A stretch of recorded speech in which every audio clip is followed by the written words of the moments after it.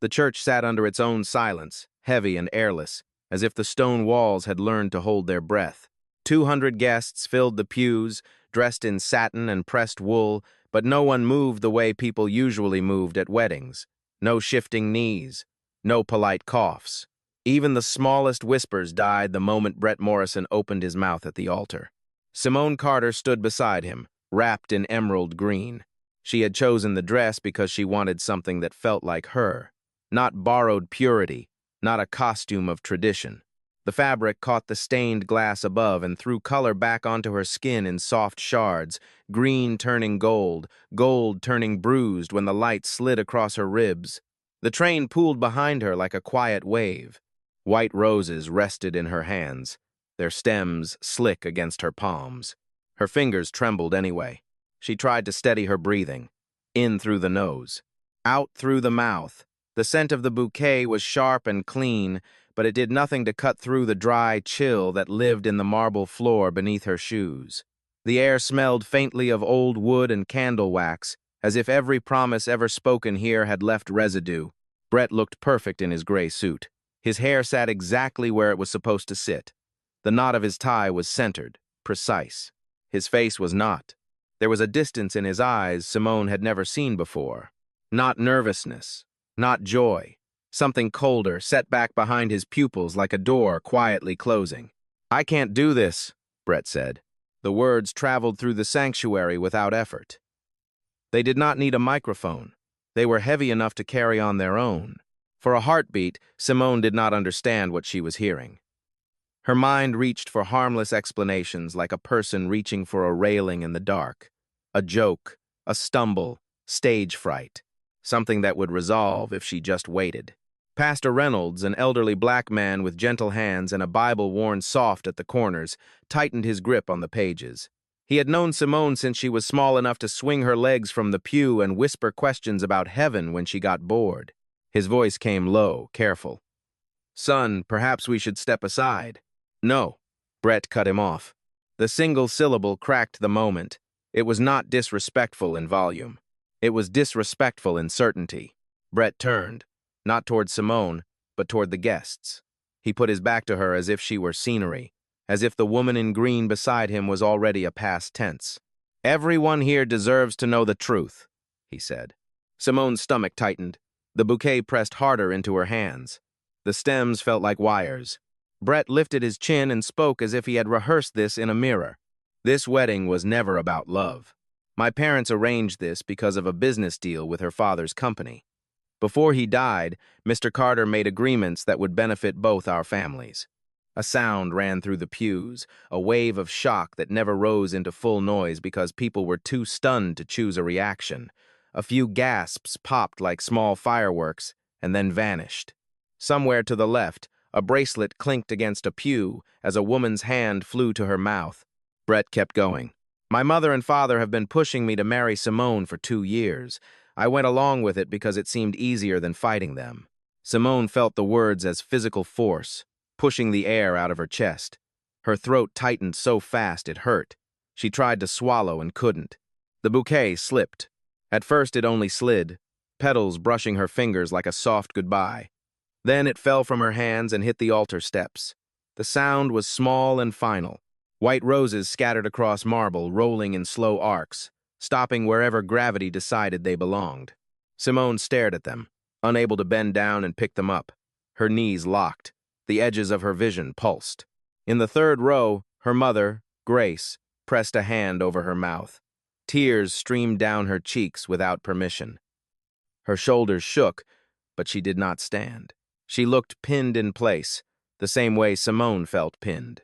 Beside her, Tasha, the maid of honor in a red dress that looked like flame in the stained glass light, reached for Simone's arm. Her fingers touched fabric, then skin. Simone barely felt it. Brett still did not look back. "I don't love you, Simone," he said. "I never did." The words landed and stayed.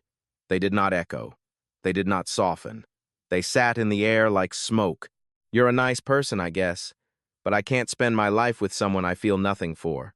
I've been seeing someone else for 6 months, someone I actually care about." I'm sorry you had to find out this way, but I can't go through with this farce anymore. The sanctuary erupted, but it was a broken eruption, more confusion than fury. Chairs scraped, someone whispered too loud. Another voice rose in protest. Brett's mother, Angela Morrison, let out a sharp, wounded cry that cut through the chatter. Simone heard none of it clearly. All she could hear was blood in her ears, rushing and roaring as if her own body had become a storm. The stained glass light seemed to flicker as her eyes watered. The green of her dress looked suddenly too bright, too exposed, like she had walked into this place wearing a spotlight. She wanted to run. Her feet did not move. She wanted to speak. Her mouth stayed closed. She wanted the floor to split open and swallow her whole. The marble stayed indifferent beneath her. Brett stepped away from the altar. He walked down the aisle without turning back, his shoulders squared like a man escaping a room he had set on fire. His parents scrambled after him, Angela's heels clicking too fast, too desperate. Frank Morrison followed with his jaw clenched, face red with fury. Simone watched them go as if she were watching someone else's life. The pastor stood frozen, Bible still open, eyes soft with heartbreak and helplessness. The roses lay at Simone's feet like evidence. She stared down at the petals and told her legs to move. She told her hands to lift. She told her lungs to take a real breath. Nothing obeyed. And then, in the middle of the chaos, a new sound cut through. A single set of footsteps. Slow, steady, echoing against stone. A man rose from the fifth row and stepped into the aisle. As he moved, the light caught his face, clean and sharp. Dark hair, dark eyes that did not dart away. A navy suit that sat on him like it belonged there. Not flashy, just expensive in the way silence can be expensive. Simone recognized him the way people recognize a name they have heard in rooms with chandeliers. Julian Hayes, the billionaire CEO of Hayes Technologies. He walked forward without hesitation, past the stunned guests, past the scattered whispers, past the roses on the marble, until he reached the altar. He turned to face the congregation. Then he turned slightly toward Simone, as if the entire room had receded into the background and she was the only thing in focus. Simone's breath caught, not from hope, but from disbelief so sharp it felt like pain. Julian's expression did not change for the crowd. It softened only for her, in a way that felt impossible in this moment. His eyes held something Brett's never had. Kindness. Real, deliberate kindness. Julian opened his mouth, and the church fell silent again, waiting for whatever came next. Julian's voice carried without effort, calm enough to make the room obey it. I'll marry her instead. For a beat, no one reacted, as if the sentence had been spoken in another language. Then, the silence shifted. It was no longer stunned emptiness. It was weight, confusion, the prickling awareness of cameras lifting in trembling hands. Simone's throat worked soundlessly. Her eyes stayed on Julian's face, searching for a crack, a smirk, anything that would make this a cruel extension of what had already happened. She found none. Pastor Reynolds blinked hard, as though he needed his eyes to catch up to his ears. Mr. Hayes. Julian didn't look away from Simone. If she'll have me. Something in Simone's chest tightened, then loosened, then tightened again. Her bouquet lay in pieces at her feet like a broken promise. Her hands hovered near her waist, empty, uncertain what to do with themselves.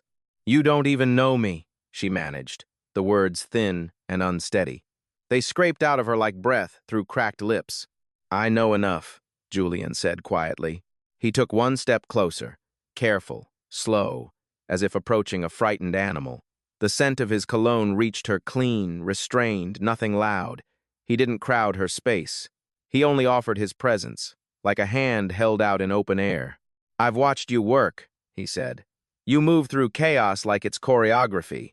You make people feel seen. You don't perform kindness. You live it. Simone's eyes stung. She hated that she was crying in front of everyone. She hated that her skin felt too tight, too exposed, that the green fabric on her body might as well be a flag. You were at my charity events, she whispered, more accusation than question. I was, Julian said. Twice you spoke to me like I wasn't just a name people repeat. That stays with a man. Behind Simone, a chair creaked. Somewhere, someone inhaled too loudly. She sensed Grace's gaze on her back, a mother's fear and prayer. She sensed Tasha at her side, rigid with protective anger, ready to swing at the universe if it came close again. Julian's hand lifted, palm open, nothing hidden, no ring, no dramatic prop, just skin and steadiness. "I'm not offering you a transaction," he said. "Not a rescue for headlines. I'm offering you a choice." A shiver ran through Simone, not from cold, but from the word itself. Choice. The thing that had been stripped from her minute by minute until she had become a statue at her own altar. Her mind tried to assemble logic and failed. People didn't do this. Men like him didn't do anything without angles. Men like him had board meetings and clauses and consequences. And yet his eyes didn't look like calculation. They looked like decision. In Julian's suit jacket, pressed flat against his ribs, there was a folded printout, one page among many, carried here like a splinter under skin. The header line sat in bold, the date stamped weeks earlier, the language blunt about Brett's plan. No one in the pews could see it. Brett certainly couldn't. But Julian could feel the edge of the paper against his chest every time he inhaled, a reminder that this moment wasn't sudden for him. It was coming. It had been coming. Simone didn't know that.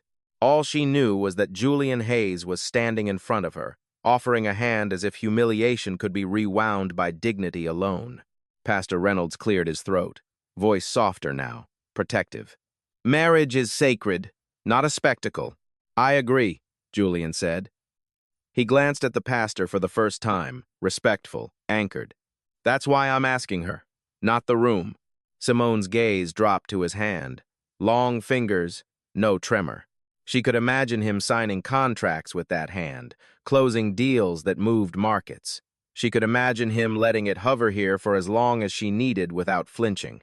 "You're shaking," Tasha murmured beside her, barely audible, the words pressed close to Simone's ear. Simone realized she was. Her whole body was shaking, a quiet earthquake under silk. She swallowed, tasting salt. Her mind screamed that this was insane, that this was a trap with a pretty face, that she was about to trade one humiliation for another, only with richer seats and sharper knives. Then she looked at Brett's retreating shadow in her memory, his back turned, his voice neat and cruel. She thought about 2 years of subtle shrinking, the way she had learned to smooth herself down so she would be easy to love. She thought about standing here in green because she wanted to be herself, and how quickly that had been punished.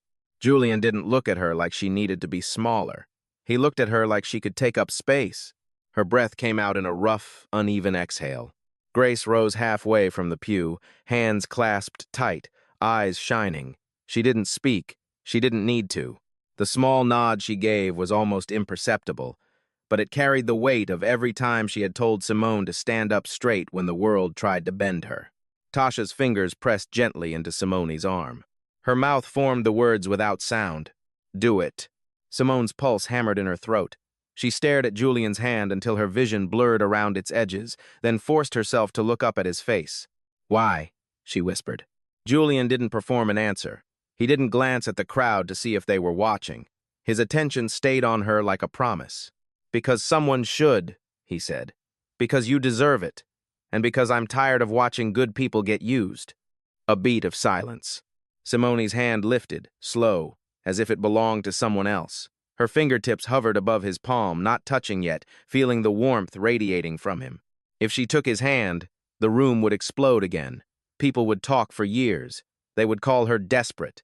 They would call him savior or manipulator. They would try to turn her into a headline either way. But if she didn't take it, she would leave this altar carrying shame that never belonged to her. Her fingers finally closed around his. Julian's grip was gentle, steadying, not possessive.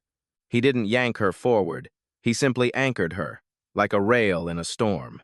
Simone heard herself speak before she fully decided to trust the sound. "Yes," she said, voice small but clear. The air in the church snapped as if a cord had been pulled. A gasp, a murmur. Someone laughed in disbelief. Someone else whispered a prayer. Tasha made a strangled sound that might have been a sob and a cheer at the same time. Pastor Reynolds looked between them, searching their faces for something reckless. "Are you certain?" he asked. and the question carried the gravity of his years, his faith, his care for the girl he had watched grow up. Julian didn't hesitate.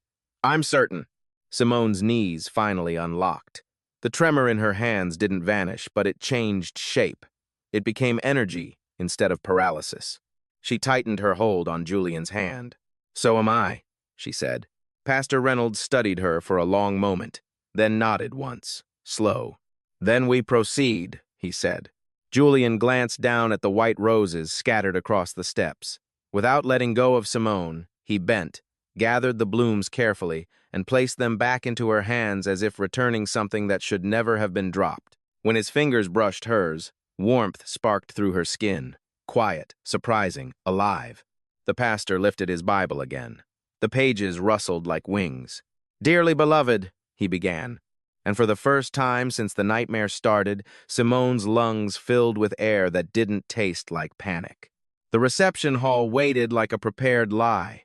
Cream and gold draped every table, centerpieces glowing under soft lights, place cards set with careful handwriting. The air smelled of buttercream and polished wood.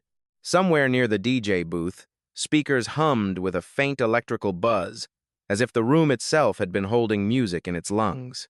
Simone stood at the entrance with Julian beside her, her fingers still curled around the roses he had gathered for her. The petals were bruised at the edges from the fall, but they were whole again in her hands. That felt like an omen she didn't know how to name. "We don't have to stay," Julian said, close enough that only she could hear. His voice was low, steady. "We can leave. Go anywhere you want." Simone stared at the long rows of place settings. 200 seats, 200 witnesses, 200 opinions already forming like storm clouds. A metallic clink sounded from the far end of the room, silverware shifting as a caterer adjusted a tray. The sound snapped her back into her body. If she ran now, the day would still belong to Brett. Not in fact, but in the story people would tell. The girl in the green dress who was discarded and disappeared. Simone's jaw tightened. Her grip on the bouquet firmed until the stems pressed into her palm. "We stay," she said. Julian's eyes searched her face, as if making sure the decision belonged to her and not to the room. "Are you sure?" "Yes," Simone said, and felt the words settle in her chest like a small weight turning into a foundation. "I'm not ashamed." They stepped inside together. The room quieted instantly. The sound wasn't dramatic, no sudden hush like a movie, but a gradual thinning of noise, like oxygen being sucked out through a crack. Conversations paused, mid-syllable. Heads turned. A few phones rose, screens bright rectangles in dim hands. Simone felt the heat of those stares on her skin. She didn't look down. She kept her shoulders square and walked as if the floor belonged to her. Julian's presence at her side didn't feel like a shield. It felt like a witness, like someone standing beside her while she held her own ground. Then from the front table, someone began to clap. The sound was sharp and deliberate, cutting through the silence like a match struck in darkness. Simone's eyes found the source. Dorothy Hayes stood with her hands together, clapping as if she had decided the room's mood and expected everyone else to follow. She was petite, silver-haired, composed in a way that read as kindness with backbone. Richard Hayes stood beside her, broad-shouldered, smiling with the calm warmth of a man who knew exactly who he was. Dorothy's applause didn't waver. Richard joined in, palms meeting with a soft, steady beat. Then Grace, Simone's mother, rose and clapped too, tears still on her cheeks. Tasha's hands came together like she was daring the room to do anything else. Applause spread in waves, hesitant at first, then gathering courage. A few guests joined quickly, hungry for permission. Others followed slowly, relieved to attach themselves to a narrative that wasn't pure disaster. Simone exhaled, and only then realized she'd been holding her breath again. Julian leaned slightly toward her, just enough that his words brushed her ear without touching it. People recognize real dignity when they see it. Simone's throat tightened. Dignity. Not love. Not fate. Dignity. Something she could stand on without waiting for anyone to hand it to her. The DJ, uncertain but responsive, let the music begin something light, something safe. Glasses clinked as servers moved again. The room began to breathe. Grace appeared at Simone's elbow, tissue crumpled in her hand. Her eyes were sharp even through tears. Baby, she said softly. Are you all right? Simone swallowed, tasting sugar from the icing scent in the air. I'm here, she said. That's what matters. Grace's gaze flicked to Julian. She didn't smile yet. She measured. Then she nodded once, small, the kind of nod that carried warnings and hope in equal parts. Tasha bounced in, red dress swishing, eyes bright with adrenaline. Okay, she said, voice too loud and not caring. We're doing this. We're actually doing this. Tell me there's a plan. Simone almost laughed. The sound came out broken but real. The plan, she said, is we don't apologize. Julian's mouth curved just barely, the kind of smile that changed his whole face without announcing itself. Then we celebrate, he said. They moved toward the center of the room where the dance floor waited. The first dance song started one Simone had chosen, one Brett had barely listened to. The melody was familiar, soft and swelling, and it hit Simone like a memory she could finally reclaim. Julian offered his hand. Simone placed hers in it, and the contact steadied her more than she expected. His palm was warm. His grip was careful, giving her space inside the hold. They began to sway. The room watched, but Simone tried to focus on smaller things. The faint drag of her dress against the floor, the gentle pressure of Julian's hand at her waist, the way the music vibrated through the soles of her shoes. She could smell his cologne again, understated, clean. You're doing well, Julian said quietly, as if he could feel the tremor in her muscles. I don't feel well, Simone admitted through a tight breath. You don't have to, Julian said. Just keep choosing what you want next. Choosing. Again, that word. Again, that rope thrown across a gap. Simone's gaze slid past Julian's shoulder and landed on the entrance. Angela and Frank Morrison had arrived. Angela's makeup was smudged, mascara shadowing her cheeks. Frank's face was red with anger, jaw clenched hard enough to make his temples pulse. They stood near the doorway like they wanted the room to turn into a courtroom where they still controlled the verdict. Frank stalked forward first, cutting through guests as they parted instinctively. Angela followed, hands fluttering as if trying to gather dignity back into place. This is outrageous, Frank said, voice low and furious. You can't just... You can, Simone said, surprising herself with the steadiness of her own tone. She didn't step back. The dance stopped, the music still playing behind them like a heartbeat. Your son walked away. I made my choice. Angela's eyes flashed wet and wild. Do you have any idea what this does to our arrangements? Your father. The word father landed like a slap. Simone's chest tightened. Her fingers curled reflexively around the roses, still in her hand, petals pressing against her knuckles. Before Simone could speak, Julian stepped forward. He didn't raise his voice. He didn't posture. He simply shifted the air. Mr. and Mrs. Morrison, he said, each word cleanly cut. It's time for you to leave. Frank's nostrils flared. Your wife? He spat, as if the term was a joke. Julian's gaze didn't move. Yes, my wife. There was steel beneath the calm now, the kind that didn't need volume to hurt. What's a mockery, Julian continued, is blaming her for your son's cowardice. What's disgraceful is treating a woman's life like a clause in a contract. You're upsetting Simone. That ends now. Frank's fists tightened. Angela's mouth opened, then closed again, like she couldn't find a sentence that didn't make her look worse. Julian's tone stayed quiet. Leave before I have you escorted out. The word escorted snapped something in the room. It wasn't a threat of violence. It was a threat of consequence, of procedure, of being removed by people whose job did not care about pride. Frank's face twitched. For a second, Simone thought he might explode. Then Angela tugged his sleeve, frantic, whispering his name like a plea. Frank let out a sharp breath through his nose, muttered something under it, and turned away. They left in stiff, humiliating silence. As the door closed behind them, Simone felt something lift, as if a tight band around her ribs had finally loosened. The air smelled sweeter. The room seemed warmer. Julian turned back to her, his expression softening again. Are you okay? Simone looked at him, then down at her roses. Bruised petals, whole stems. I am, she said, and meant it more than she thought she could. Thank you. Julian's hand found hers. A gentle squeeze. Not ownership. Assurance. The music continued, and the room began to move again. Glasses raised, chairs pulled out, laughter returning in cautious bursts. Simone stood in the center of it all, green dress catching light, and for the first time that day, she felt something that wasn't shock or pain. She felt control.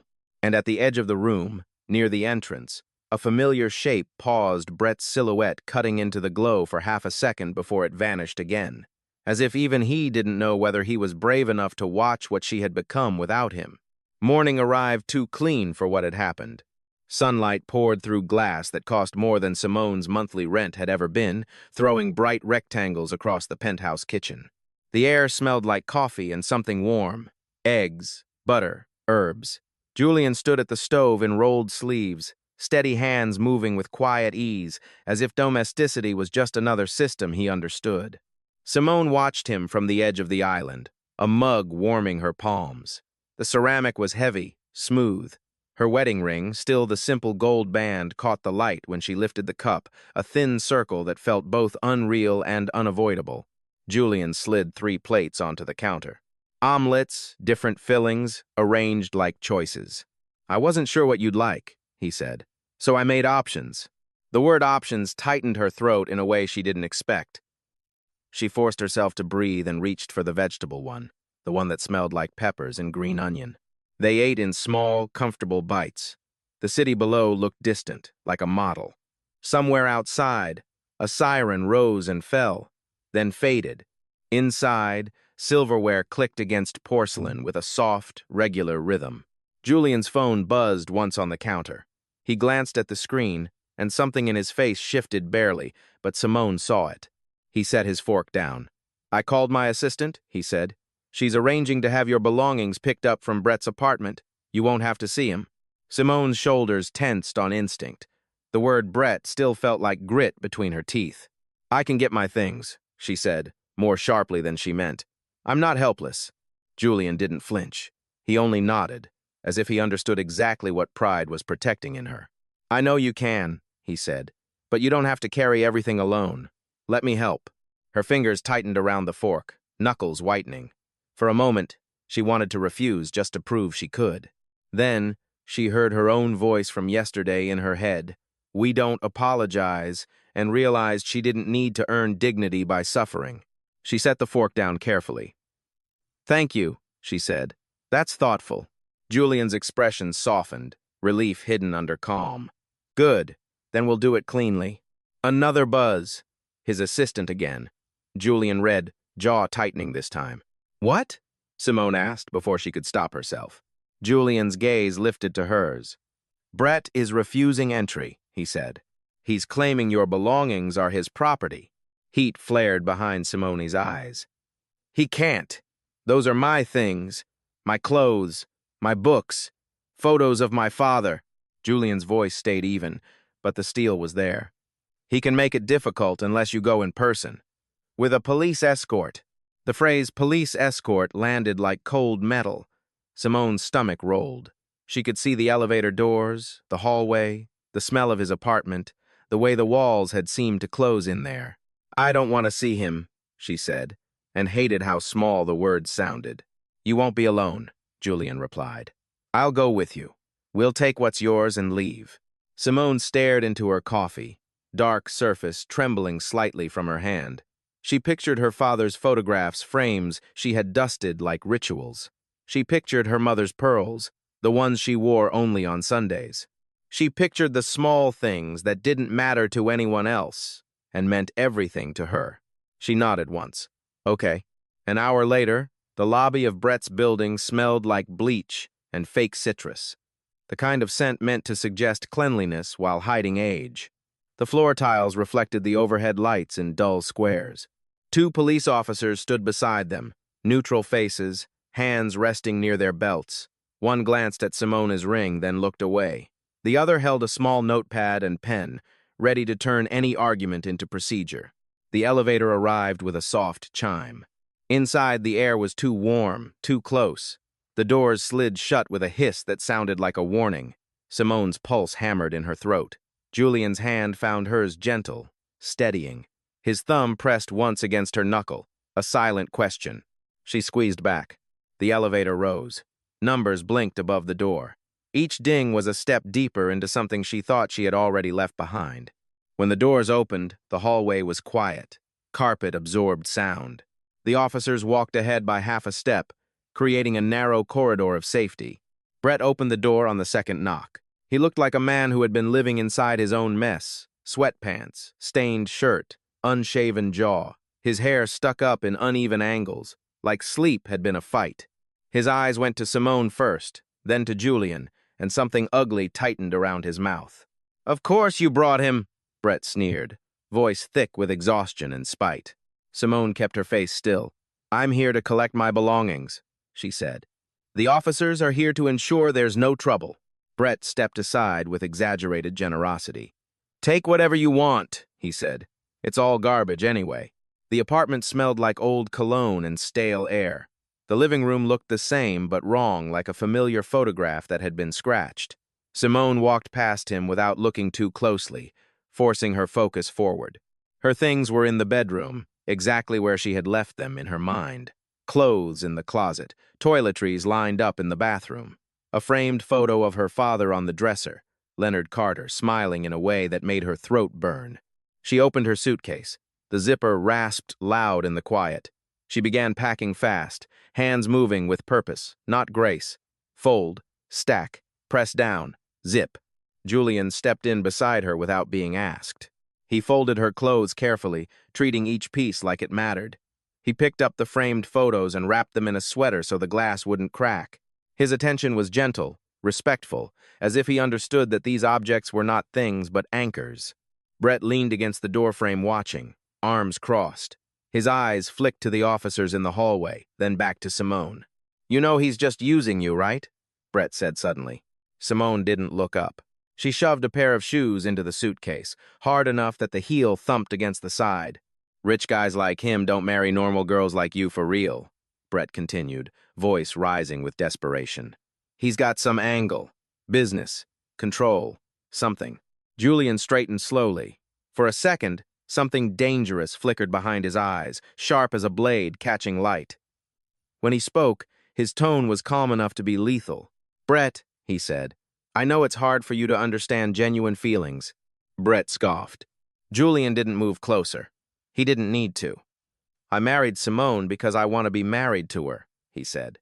"Because she's remarkable. Because I'm lucky she gave me a chance." The air in the room changed. Even Brett's breathing sounded louder. "You lost something precious," Julian added, voice quiet.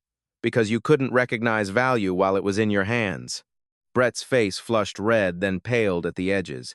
His mouth opened, searching for a retort, but nothing came out that didn't sound like failure. Simone snapped the suitcase closed. The click of the zipper tab against metal felt like punctuation. She crossed to the dresser and lifted the framed photo of her father. The wood was cool under her fingers.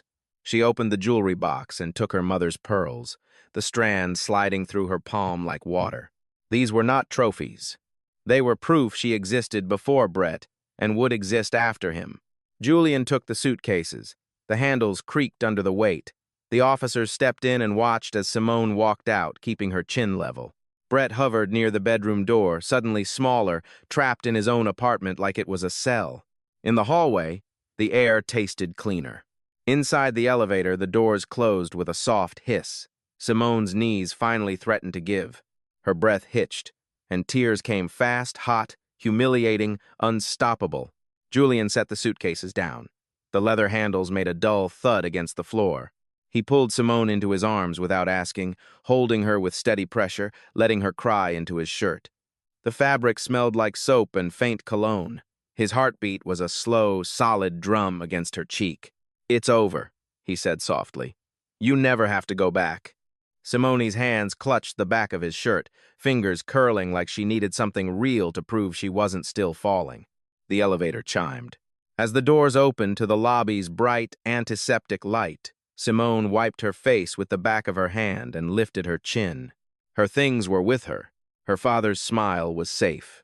And for the first time since everything had fractured, she felt the outline of freedom sharp, clean, and hers. A week later, Julian knocked on Simone's bedroom door with a precision that felt like courtesy, not permission. "I need to take you shopping," he said when she opened it. Simone glanced down at her jeans and green sweater, suddenly aware of how few of her own clothes had made it out of her old life. The penthouse still smelled faintly of new fabric and polished stone, but her suitcase in the corner looked like a reminder that she hadn't fully unpacked her identity yet. "Is something wrong with what I'm wearing?" she asked. "Not at all," Julian said, steady and sincere. "You look beautiful. But you left most of your wardrobe behind, and there's a charity gala next weekend. I want you to have what you need." Simone's first instinct was to refuse. Pride rose fast, sharp as a splinter. She had spent too long letting someone else decide what she deserved, and she didn't want to become someone's project.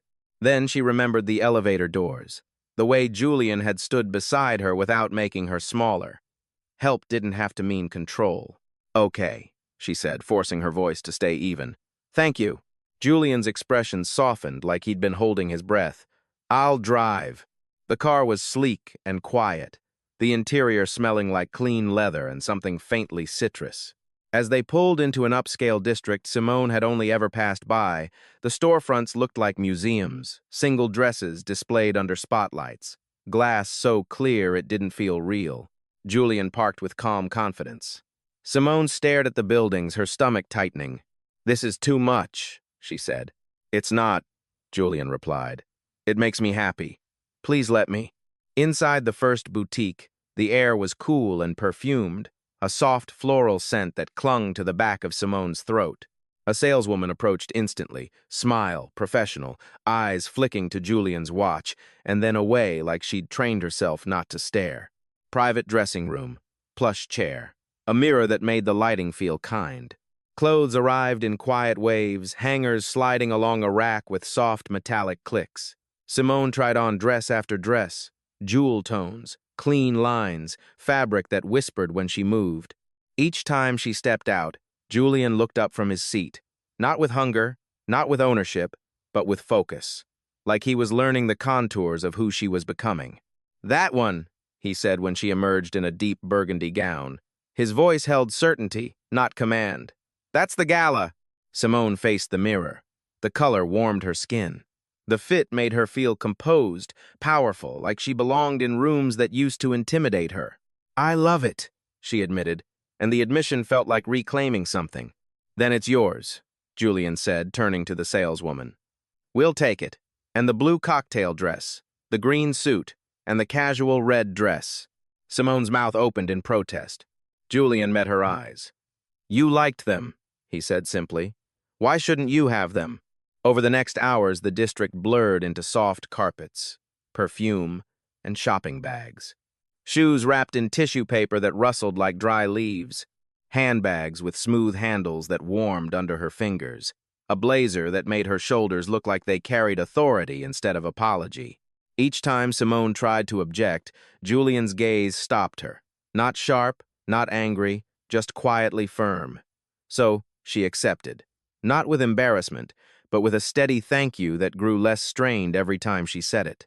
By the time they stepped into a jewelry store, Simone felt oddly calm. The place smelled like metal and velvet, like money kept in silence. Glass cases glowed under small spotlights. Rings sat in perfect rows, each one catching light like a tiny trapped star. Julian paused at a display without speaking for a moment. "You should have a proper ring," he said quietly. "The one from the church was borrowed." Simone looked down at the simple band on her finger. It had started as a placeholder. Somewhere along the way, it had become a reminder. She had been chosen, and she had chosen back. Still, she understood what Julian meant. A ring wasn't proof of love, but it was a symbol she had the right to choose for herself. They leaned over the case together. Simone gravitated toward simple designs, elegant lines that didn't shout. Julian pointed out pieces that were more elaborate, then watched her face and recalibrated, like he was learning her language. They settled on a band with small diamonds set in a delicate pattern bright enough to catch the eye, quiet enough to feel like her. The jeweler measured her finger. The tape tightened lightly, then released. A tiny stamp pressed onto a receipt with a dull, satisfying thud dated and signed, the transaction made official in ink and time. Julian slid the ring onto her finger right there in the store. The diamonds caught the light and scattered it across Simone's skin in tiny flashes. Her throat tightened. She blinked fast, hating how easily she could still cry. "It's perfect," Julian said. After lunch, high above the city, plates warm and fragrant with garlic and butter, Julian drove her somewhere he didn't announce. The building they arrived at was glass and steel, its lobby bright and humming with low conversation. Chrome letters above the entrance read Hayes Technologies. As they rode the elevator, Simone felt the quiet vibration under her feet, the faint mechanical hum like a living thing. The doors opened onto an executive floor with open workspaces and clean lines. Employees looked up. Some did double takes. A few tried to pretend they weren't staring and failed. Julian's office sat on a corner, windows wrapping around it like a view. Awards lined a shelf, photos of ribbon cuttings and teams. A city spread out below, glittering and distant. A woman in her 50s entered with brisk confidence, red-framed glasses catching the light. "Julian," she said, then smiled at Simone. "You must be Mrs. Hayes, Patricia Chin." Her handshake was firm, efficient. She handed Julian a folder, paper edges aligned, crisp. "The Robertson contract needs your signature," Patricia said. "Board wants Tuesday on the Singapore expansion. Also, your mother called 3 times. Julian exhaled through his nose. "I'll call her back." Patricia's smile turned dry. "Try not to frighten the entire office with your happiness. They're not used to it." When Patricia left, Julian walked Simone through the floor, introducing her to department heads. Names, titles, brief smiles. A world that moved fast and expected competence as a baseline. In the cafeteria, a young man with an eager grin intercepted them. "Julian," he called. "And this must be Simone, Tyler Barnes, head of software development." Tyler's energy filled the space like a bright ringtone. "We're all happy for you," he said, then added without thinking. "Julian talks about you all the time." Simone's chest tightened. Julian cleared his throat. Tyler laughed, unbothered. "Ever since the hospital fundraiser last year, he kept mentioning this amazing woman. We figured he'd never ask you out. So when we heard you got married, shock, obviously, but also finally." Julian's ears went faintly red. "Don't you have code to write?" "Always," Tyler said, still grinning as he walked off. Simone looked at Julian as they stepped back into the hallway. The glass walls reflected them, her hand in his, the new ring catching light with every small movement. "You talked about me," she said, not sure if it was a question. Julian's gaze flicked away for half a second, then returned, honest. "You made an impression." Simone's lips curved despite herself. Apparently a big one. Julian's smile came slow, real, changing his face like warmth spreading through cold. And as they walked through the humming corridor of his world, Simone felt something settle in her again, quiet, steady, undeniable. Not certainty, but direction. The following Saturday, Julian told Simone they were having dinner with his parents. She changed outfits 3 times before settling on an elegant blue dress, the fabric smooth against her skin, the neckline simple enough to feel like herself. In the mirror, the new ring flashed softly every time she lifted her hand, a quiet reminder that her life had tilted onto a new axis. Julian watched her step out of her room, his gaze steady and warm. "You look perfect," he said. Simone let out a breath that sounded more like a laugh. "I want them to like me." "They already do," Julian replied, as if it was a fact the way gravity was a fact. The Hayes family home sat behind manicured hedges and a circular driveway, the kind of estate that looked calm from the outside and expensive from every angle. Simone felt her shoulders tense as the car rolled to a stop. The air smelled like trimmed grass and cool evening. Julian reached for her hand before they even stepped out. The door opened almost immediately after the bell. Dorothy Hayes pulled Simone into a hug with the speed of a woman who had decided something and saw no reason to delay it. Her perfume was soft and clean, her embrace surprisingly strong. "Come in," Dorothy said. "I have been excited for this." Richard Hayes appeared behind her with an easy smile, shaking Julian's hand and then Simone's with gentle firmness. "Welcome, Simone," he said. "It's good to see you again." Inside, the house was elegant but lived in. Family photos lined a hallway. A faint scent of roasted chicken drifted from the dining room. Somewhere deeper in the house, a grandfather clock ticked in a steady rhythm that made the silence feel friendly instead of sharp. They started in a sitting room where appetizers were arranged neatly on a table. Dorothy kept offering options, like she was building comfort piece by piece. Simone found herself answering questions she usually guarded. Where she grew up, what she loved about her work, what her father had been like. Each answer loosened something in her chest. When she mentioned her father's death, Dorothy's expression softened, and she reached across the table to squeeze Simone's hand. "I'm so sorry," Dorothy said. "That kind of loss changes a person." "It does," Simone admitted. Richard nodded slowly. "Your father was respected," he said. "A good name." Dinner was served in a formal room that still felt warm. The plates were heavy, the food rich and comforting. Candlelight flickered against glassware. The sound of forks on porcelain was steady, domestic.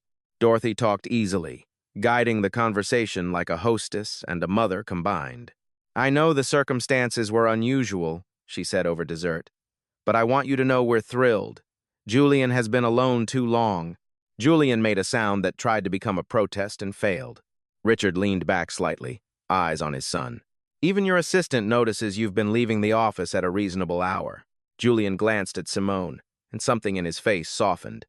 "Simone is worth coming home to." Heat rose to Simone's cheeks.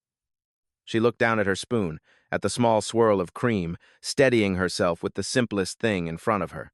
Later, while Julian and Richard spoke in a study that smelled faintly of leather and old paper, Dorothy guided Simone into the back garden.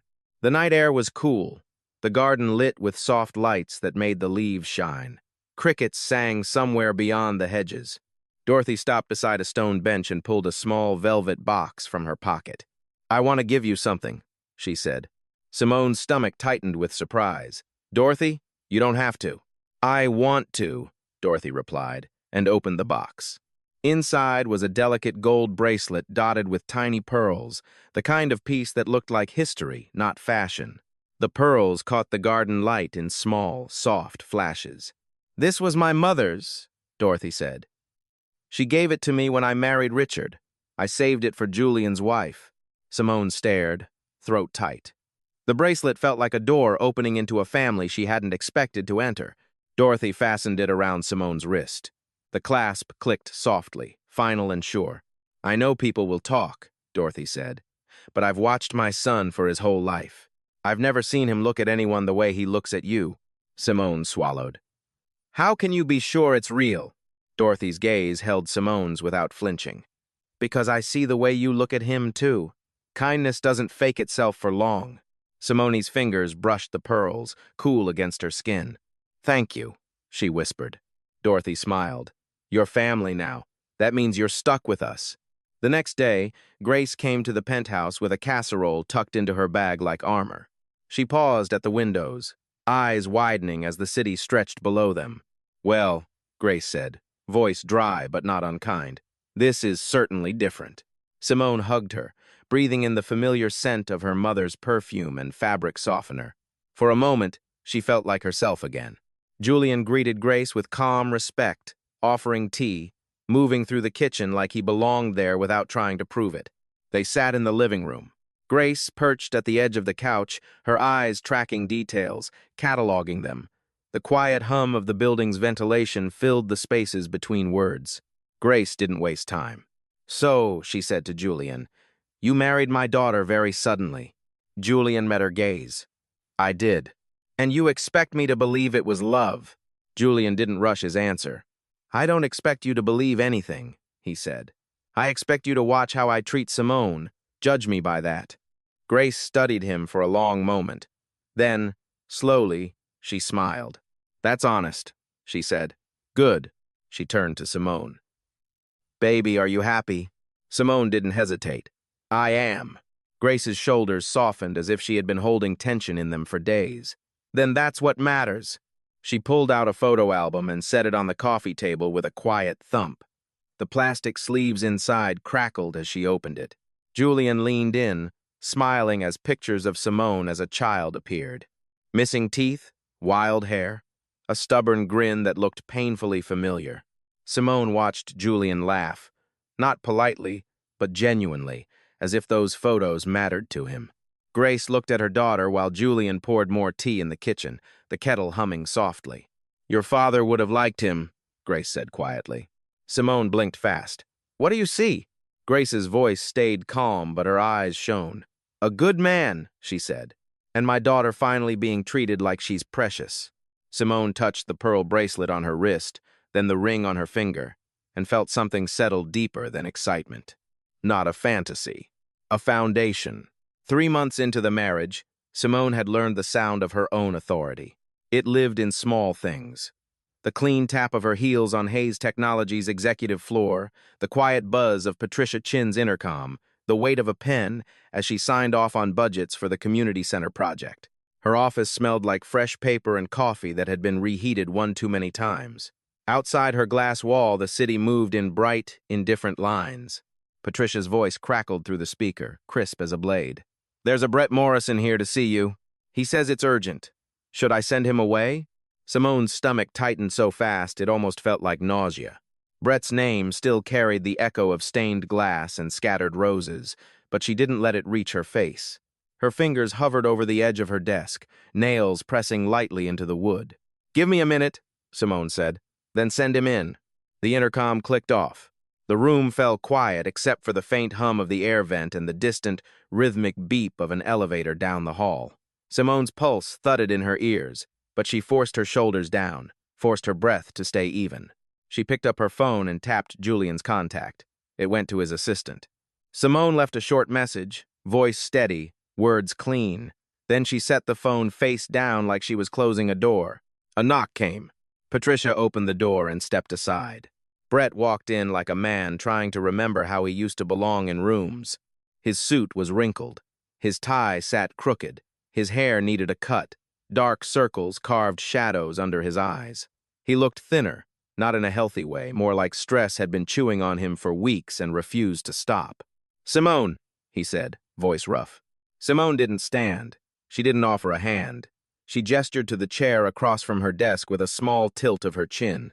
"You have 5 minutes," she said. Brett sat without being invited anyway, as if entitlement was muscle memory. His knee bounced once, then stopped when he noticed Simone watching it. "I made a mistake," he said quickly. "A huge mistake." Simone kept her expression blank. The office light reflected in the framed photo on her shelf. Leonard Carter, smiling, steady and kind, as if he could see through every lie in the room. "I should never have called off the wedding," Brett continued. "I should never have let you go." Simone's mouth stayed still. Her fingers slid a paperclip along the edge of a folder, metal scraping softly. The sound grounded her. "You're not serious," she said. "I am," Brett insisted. His hands opened and closed in his lap like he was trying to grab the right words. "My parents are furious. The business deal fell apart. People don't trust me now. My it's suffering, and I miss you." Simone stared at him, waiting for the part where he said her name like he meant her, not the way a man said a thing he'd lost. "We didn't have anything real," Simone said. "You admitted that." Brett's jaw tightened. "I was confused," he said. "I was scared, but I've had time to think. I realized I did love you. I do love you." The lie hung in the air, too sweet to be believable. "Leave Hayes," Brett said, urgency sharpening his voice. "Come back to me. We can start over. Do it right this time." Simone felt anger flare, hot and clean. Not heartbreak, not longing, anger at the audacity. She rose slowly, palms resting on the desk for balance. The leather of her chair creaked as it slid back an inch. "You humiliated me," Simone said, voice quiet. "In front of 200 people." Brett flinched. His eyes dropped, then lifted again, stubborn. "You told everyone you didn't love me," she continued. "You said you felt nothing. You had someone else." Brett opened his mouth. "And now you want me back," Simone cut in, the words crisp. "Because your life is falling apart." Brett's face reddened. "I can change," he said, voice rising. "Give me another chance." Simone's hands stayed still. Her ring caught the light when she shifted her wrist, diamonds flashing like a warning. "I don't owe you anything," Simone said. "I'm married, I'm happy, and I love my husband. Brett's lips curled, bitterness surfacing like oil. He's using you. Simone didn't blink. Rich guys like Hayes don't marry girls like you unless there's an angle, Brett spat. He probably has women on the side. You're a story to him. The insult hit a nerve, but not the one Brett wanted. It hit the part of Simone that had once believed she had to earn basic respect. Get out, Simone said, voice low. Brett stood too fast, chair legs scraping. The sound was ugly and loud. You'll regret this, Brett snapped. Simone leaned forward slightly, eyes steady. The only thing I regret, she said, is wasting 2 years letting you make me smaller. Brett's face twitched, as if the words had slapped him. He opened his mouth again. Simone tapped her desk once. The sound was small, but it landed like a gavel. Goodbye, Brett. Brett stood there for a beat, breathing hard, then turned and walked out, shoulders stiff like he was trying to carry dignity that didn't fit him anymore. The door shut behind him with a muted click. Simone stayed standing until his footsteps faded. Only then did her hands tremble. Her breath came sharp once, then steadied. She sank back into her chair, fingertips pressing into her thighs under the desk where no one could see. 10 minutes later, Julian appeared in the doorway, slightly out of breath, suit jacket unbuttoned. His eyes found Simone's face and narrowed with immediate concern. Patricia called me, he said. Are you okay? Simone nodded once, but the motion felt stiff. He came here, she said. He wanted me back. Julian's jaw tightened. His gaze flicked to the empty chair across from Simone's desk, like he could still see Brett's outline there. Simone spoke quickly, cleanly, like ripping off a bandage. I said no. I told him it's over. Julian crossed the room and stopped beside her chair, not touching yet, waiting for her to decide. Do you want me to talk to him? Julian asked, voice controlled. Make sure he stays away? No, Simone said, and surprised herself with how firm it sounded. I handled it. Julian's shoulders eased a fraction, but his eyes stayed dark. I'm sorry, he said. You shouldn't have had to see him at all. Simone's throat tightened. Not from doubt, from the residue of being confronted by an old version of her life. Julian's hand lifted, hovering near her shoulder like a question. Simone nodded, and he pulled her into his arms. His suit fabric brushed her cheek, warm from the city outside. His heartbeat was steady, a slow drum under her ear. I need you to hear this, Julian said, voice low. You are not an angle. You're my wife. You're my partner. You're the best thing that ever happened to me. Simone closed her eyes, letting the words land where Brett's poison had tried to stick.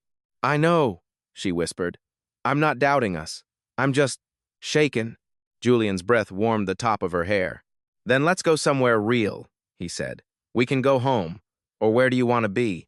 Simone pulled back slightly, wiping at the corner of her eye with the side of her finger. The skin there was damp. I want to go to the community center site, she said. I need to see what we're building. Julian's expression softened. Then we go. Outside, the construction site smelled like sawdust and wet concrete. Metal clanged. A drill whined in the distance. Kids clustered near the fence, faces pressed close to the chain links, eyes bright. Miss Simone, a little girl called, voice high and excited. Is it almost done? Simone walked closer, the gravel crunching under her shoes. She smiled, small, real. Soon, she called back. And it's going to be worth the wait. The child grinned and ran off, sneakers slapping against dirt. Simone stood beside Julian, watching the skeleton of the building rise against the sky. Wind tugged gently at her hair. Somewhere behind them, a worker's radio crackled and then steadied into music. Brett's words felt far away here, small, pathetic, trapped in an office chair. This was real. This mattered. And Simone could feel, in the noise of construction and the laughter of kids, that her life was no longer something anyone else could bargain for. 2 days before the community center's grand opening, Simone's office smelled like fresh paint and printer toner.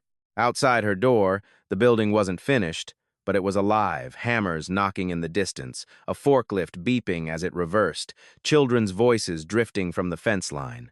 On Simone's desk, a stack of programs for the opening ceremony sat perfectly aligned. The paper edges were crisp, the ink still faintly warm. Patricia Chin had warned her that press attention was building again. Simone had agreed to one follow-up interview anyway. Good publicity meant donors, partners, momentum. She had learned to treat attention like a tool, something sharp, something useful, something that could cut her if she grabbed it wrong. Marcus Thompson arrived right on time. He was in his 40s, dressed clean but not flashy, with a notebook tucked under one arm and eyes that didn't rest. His handshake was firm, his smile professional, his voice calm. "Mrs. Hayes," he said, glancing around the office. "This is impressive." Simone gestured toward the chair across from her. "Thank you. We're almost there." Marcus sat, crossing one ankle over the other. He placed a folder on his lap, thick and neat, corners squared like it had been carried carefully. The paper made a soft, dry rasp. He started with expected questions: funding, community impact, what the center would offer, how the neighborhood had shaped the design. Simone answered smoothly, pointing to a framed site plan on the wall. Her fingers traced the outline of the gymnasium and the after-school classrooms, the place where kids would sit and do homework under bright lights instead of street lamps. Marcus nodded, wrote notes, asked follow-ups that felt thoughtful.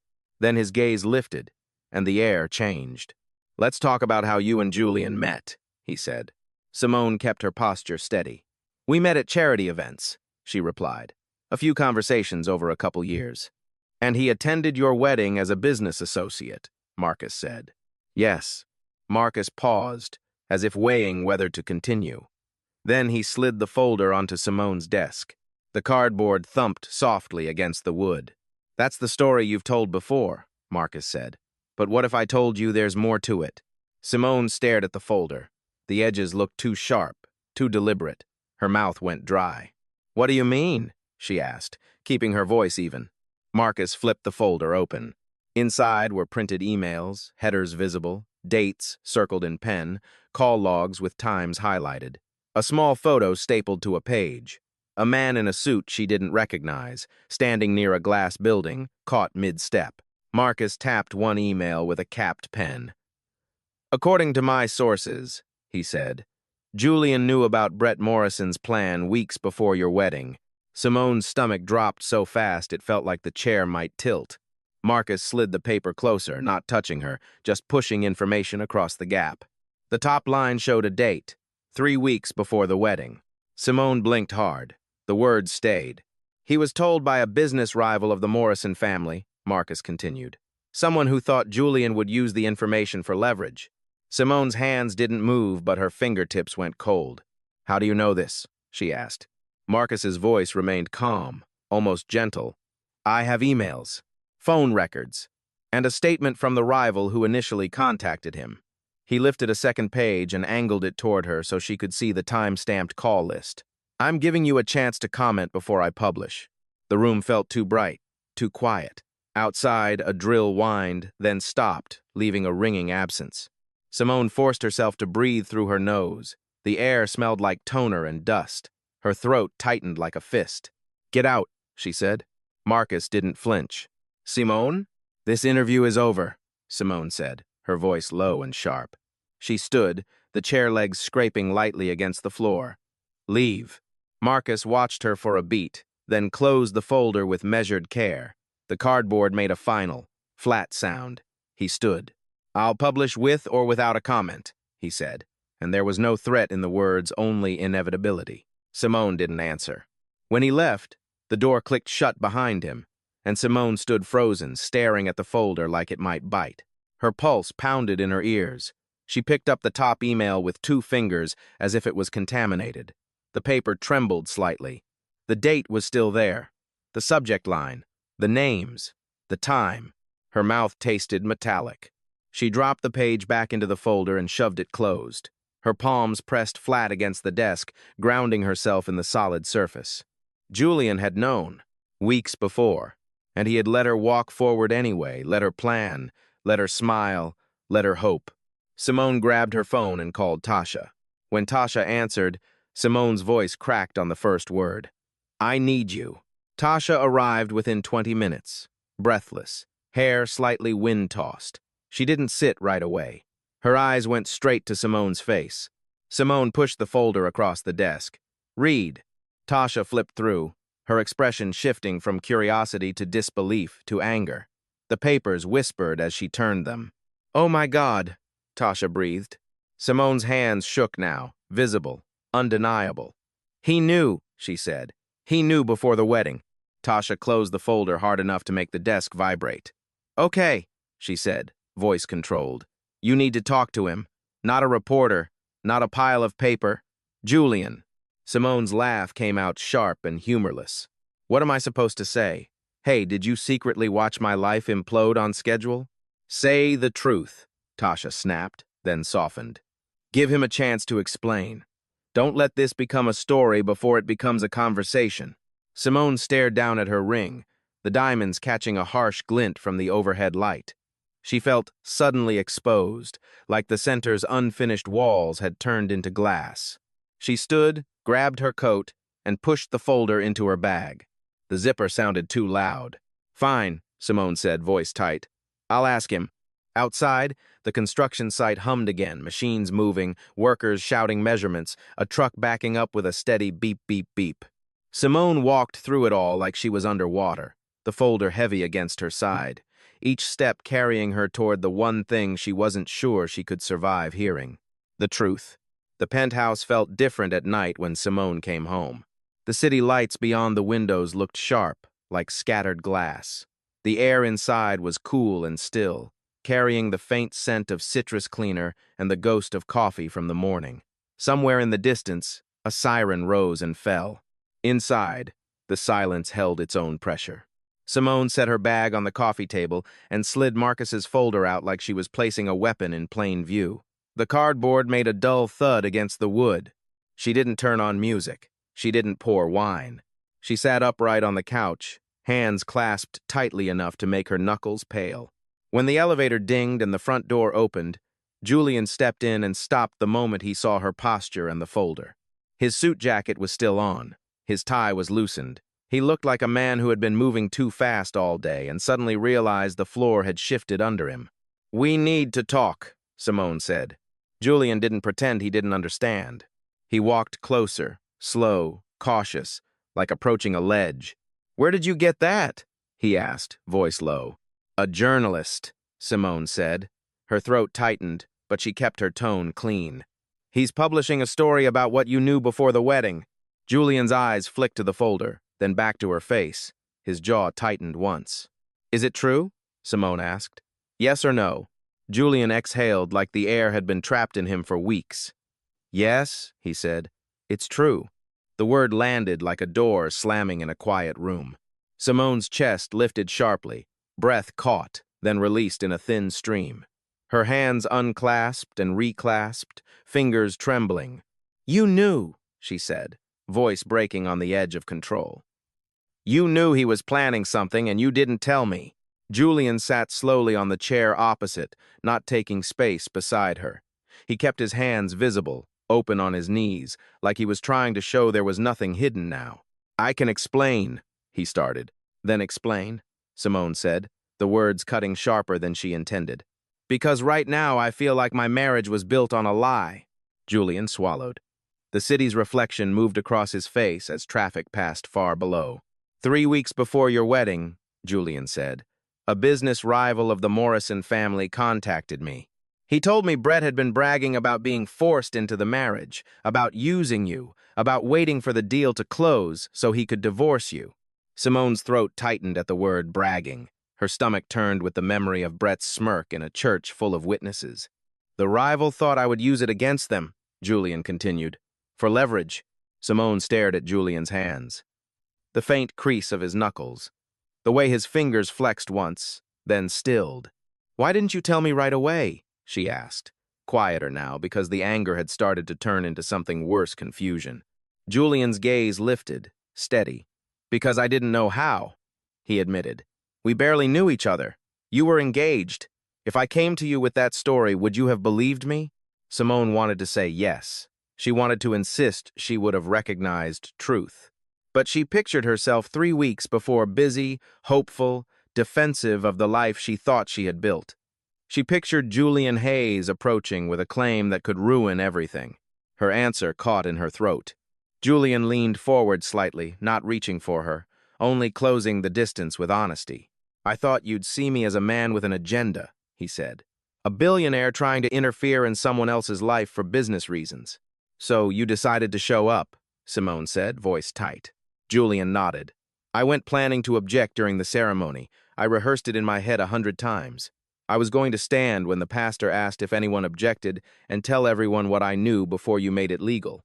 Simone's ring felt suddenly heavy. The diamonds flashed when she flexed her hand, like a signal she hadn't meant to send. But you didn't, she said. Julian's jaw clenched. Because he did it himself, he said. He rejected you at the altar exactly the way I'd been warned he might. And in that moment, I realized stopping the wedding wasn't enough. You didn't deserve a quiet exit. You deserved something better. Simone's breath shook. So you offered yourself. Julian didn't flinch from how insane it sounded. Yes, he said simply. I did. The silence stretched between them, thick and buzzing. Simone stared out at the city lights, feeling the room tilt with the weight of everything she didn't know she'd been standing on. You should have told me, she said finally. Julian's voice softened, and the softness hurt more than anger. I know. Simone turned back to him. When were you going to tell me? Julian's eyes dropped for the first time. I don't know, he admitted. I kept waiting for a better time. We were happy. Every day it felt like it didn't matter anymore because what we built was real. Simone felt a sharp sting behind her eyes. But it did matter. Yes, Julian said, voice rough now. It matters, and I was wrong to keep it from you. Simone stood and walked to the windows. The glass was cool when she placed her palm against it. Below, headlights moved like veins of light. From up here, the world looked controlled, predictable, but her chest felt like a storm. Behind her, Julian's chair creaked as he stood, but he didn't come closer. I need time, Simone said, her voice steadier than she felt. To think. I understand, Julian said. All the time you need. Simone turned, and the folder sat between them like a third person. Proof, accusation, weight. She walked past Julian toward their bedroom. Inside, the room smelled like their life-laundered sheets, her lotion on the nightstand, Julian's cologne faint on the pillow. Simone sat on the edge of the bed, palms pressed against the comforter, feeling the fabric give under her fingers. Her mind raced through the last months. Julian's patience, his consistency, his quiet protection without control, his family's warmth, the community center rising from nothing under her direction and his support, the 1,000 small ways he had treated her like she mattered. Could that be faked? The question didn't feel like suspicion. It felt like fear, fear of being fooled again, fear of having trusted the wrong person twice. A soft knock came at the door. Can I come in? Julian's voice sounded tired. Simone swallowed. Yes. Julian stepped in slowly, his face drawn, eyes darker than usual. He looked like a man carrying regret with both hands. I know I broke your trust, he said, but I need you to hear this. Everything between us is real. My commitment, my love, all of it. Simone's chest tightened. She believed him, and that belief made her angrier, because it meant the hurt couldn't be dismissed as a simple lie. She lifted her gaze. Then promise me something. Julian's breath caught. Anything. No more secrets, Simone said, each word deliberate. No more waiting for the right time. If there's something I need to know, you tell me immediately, no matter how hard it is. Julian nodded fast, like the promise was a lifeline. I promise. Complete honesty from now on. Simone's throat tightened. I'm still hurt, she said. It's going to take time. I know, Julian said quietly. Do you want me to sleep somewhere else tonight? Simone looked at the space beside her on the bed, the dent in the pillow where he usually lay. The idea of distance felt like punishment, but also like fear. She shook her head. Stay, she said, voice low. I need to know you're here. Julian nodded once, relief and grief mixing in his expression. They lay down in the dim light without turning off every lamp, the city's glow painting faint shapes on the ceiling. They didn't touch. They didn't speak for a long time. The only sounds were the soft hum of the building, the distant traffic, and their breathing two rhythms trying to find the same pace again. I'm sorry, Julian whispered finally. Simone stared at the ceiling, eyes burning. I know, she whispered back. And in the quiet between them, the first real test of their marriage settled into place, not dramatic, not loud, but heavy and undeniable. Morning arrived with a thin, pale light that made the penthouse feel quieter than usual. Simone woke to the soft shift of weight beside her. Julian sat on the edge of the bed, already dressed in a simple shirt and dark slacks, elbows on his knees, hands clasped as if he'd been holding himself together all night. His gaze was fixed on the carpet, but when Simone moved, he looked up immediately, eyes tired, alert, searching. "How long have you been awake?" Simone asked. Her voice sounded rough, like sleep hadn't done its job. "A while," Julian admitted. "I couldn't sleep." The air smelled faintly of detergent and city rain. Somewhere far below, a truck backed up with a distant beep that barely reached the windows. Simone sat up, pulling the sheet around her. She studied Julian's face, strained, honest, afraid in a way she hadn't seen before. "Julian," she said softly, "I need to tell you something." He went still. "Okay." Simone's fingers found the edge of the blanket and twisted the fabric once, grounding herself. "Last night," she said, "I lay here and thought about everything. Every moment. Every choice." She inhaled slowly. "And you know what I realized?" Julian's throat bobbed. "What?" "You didn't manipulate me into marrying you," Simone said, the words landing with surprising steadiness. "At that church, you gave me a choice.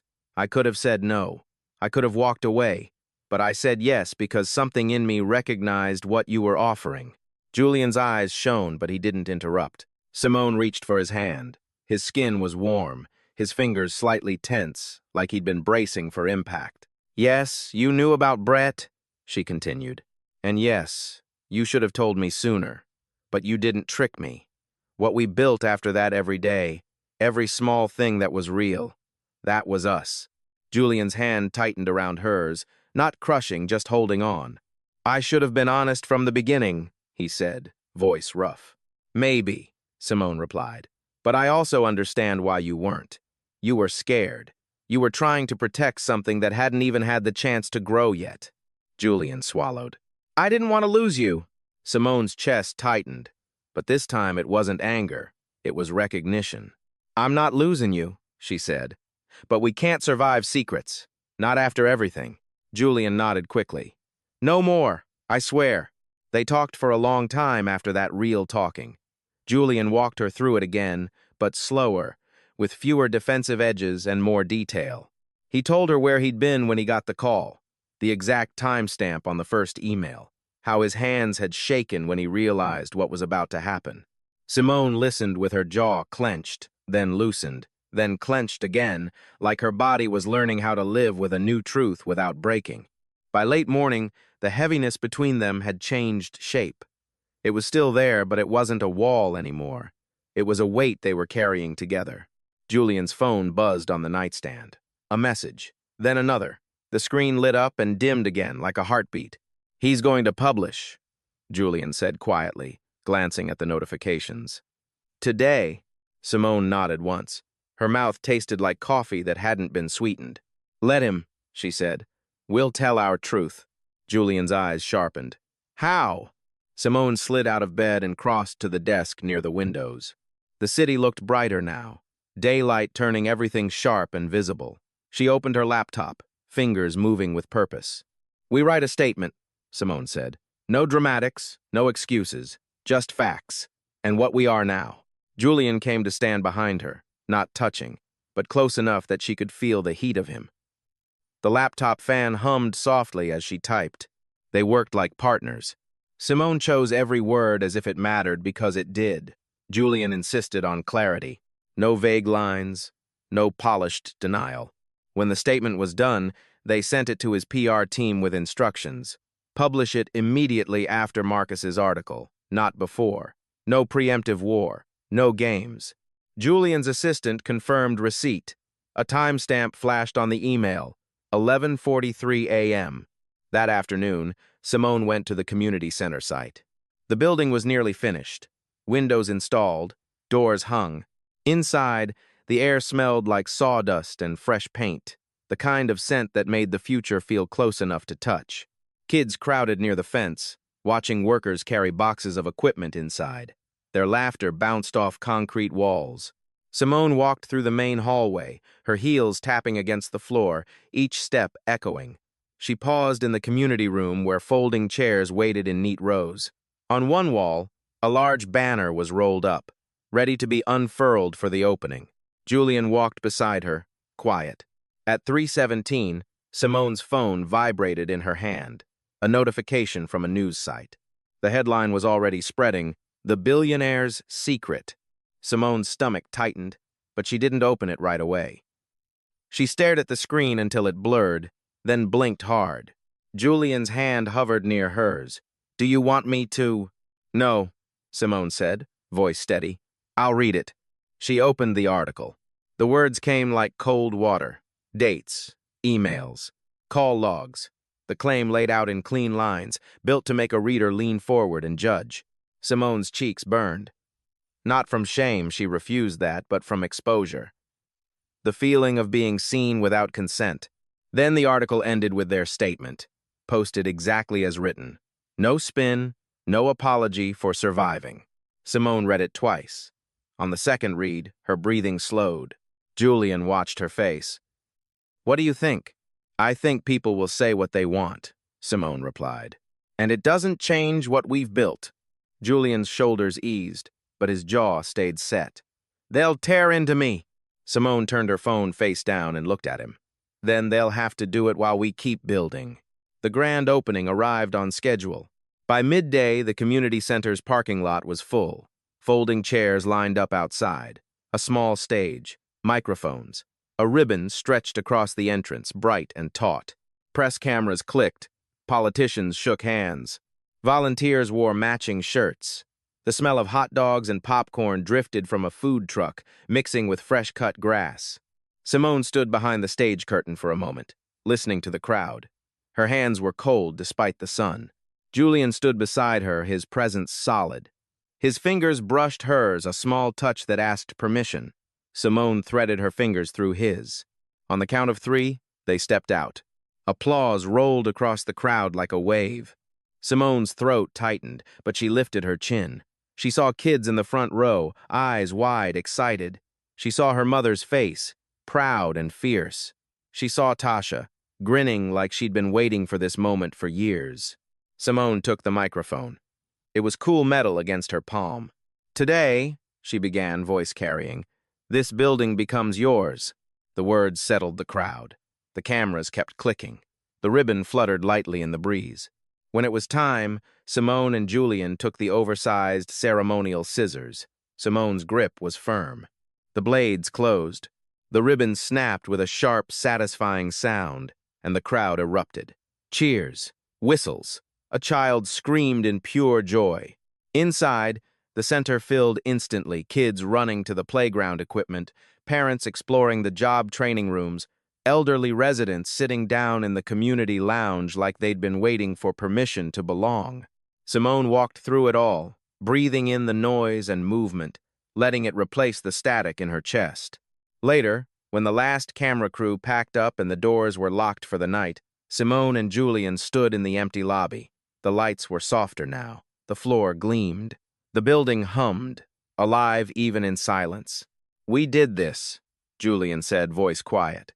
"Together," Simone replied, and she meant it with her whole body. Julian reached into his pocket and pulled out a small box.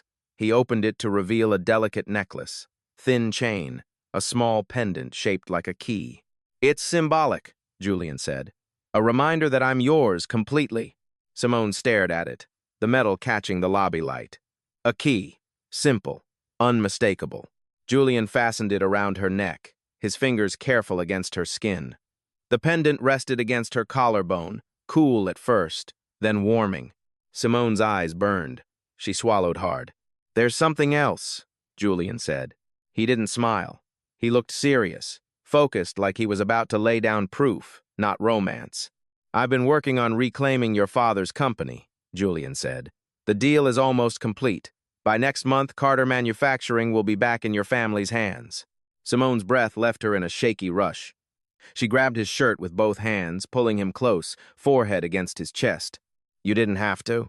"I wanted to," Julian said simply. "For your father, For you. Simone looked up, tears finally spilling.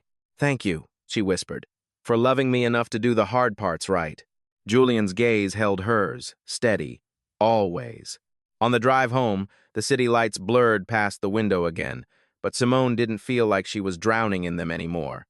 She touched the key pendant at her throat, feeling its small, solid weight. Not a fairy tale. A choice.